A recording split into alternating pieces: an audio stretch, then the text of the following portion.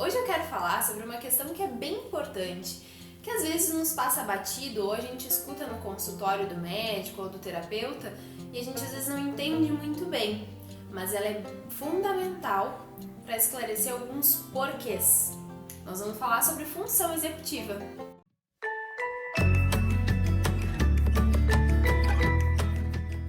Função executiva é a capacidade do nosso cérebro de planejar, organizar, analisar, avaliar algumas determinadas situações, resolver problemas. Elas são a parte do cérebro que coordena as nossas ações e reações. Elas fazem o filtro da importância das informações que a gente recebe diariamente. O que a gente vai fazer, o que a gente vai reagir, como a gente vai planejar, como a gente vai sair de cada situação. O desenvolvimento dessas habilidades ele se dá desde a primeira infância até a parte da juventude. E aí eu vou dar alguns exemplos para a gente tentar visualizar melhor essas situações. Por exemplo, uma criança por volta de 3 anos, a mãe sempre diz, não toca na panela, vai te queimar, não toca na panela, vai te queimar. Isso para a criança às vezes não faz muito sentido.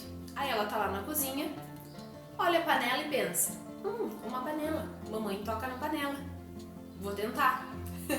Aí ela vai lá, bota o dedo na panela, queimou a mão. Da próxima vez, provavelmente, que ela não vai tocar na panela porque ela vai lembrar. A panela é quente, machuca o dedo e isso dói. Bem prático, assim, e acho que quase todo mundo já teve uma experiência dessas. Eu lembro também da situação de uma amiga minha, que ela conta que quando era pequena andava muito de bicicleta com o pai.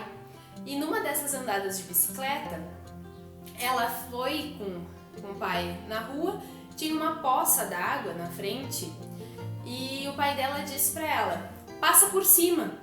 E ela conta assim que na hora ela pensou, tá, e passou por cima da poça d'água. Só que na verdade o pai dela queria dizer pra ela, passa por cima, no sentido de dar a volta, né, pra não pisar na poça d'água. E ela lembra que ficou muito chateada com isso, que o pai dela brigou com ela porque ela não tinha entendido o que era passa por cima. E até hoje a gente ri da situação, mas no momento, na cabeça dela, ela pensou, passar por cima? Nossa, mas é uma poça d'água! Ela levou no sentido literal e não conseguiu naquele momento planejar o que iria acontecer se ela passasse por cima, literalmente, da poça d'água. E também tem a situação do adolescente, né? Quem nunca? Adolescência, quem nunca fez alguma coisa de que se arrepende por não ter pensado na consequência, ou aquele momento em que parece que o mundo do adolescente vai acabar porque aconteceu uma pequena coisa e o adulto pensa assim, mas tá, amanhã é outro dia, ou a gente resolve de tal jeito, mas na cabeça do adolescente é o fim do mundo. São alguns exemplos práticos, mas que acho que ajudam a gente a perceber o que é essa função de planejamento, essa função executiva do cérebro. E aí, pessoas com transtornos de desenvolvimento ou de comportamento têm um déficit nessa área do cérebro de função executiva, que são pessoas com autismo, pessoas com TDAH, pessoas com deficiência intelectual e entre outros, que têm uma falha nesse processamento.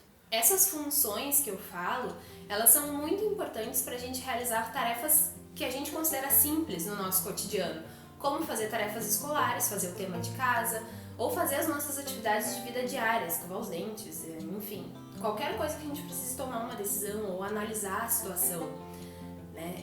Essas funções, quando a gente tem um déficit nessas funções, a gente não consegue planejar e não consegue organizar qualquer situação no nosso dia a dia sem ter que elaborar grandes coisas na nossa cabeça ou sem alguém ter que vir nos ajudar a fazer esse planejamento.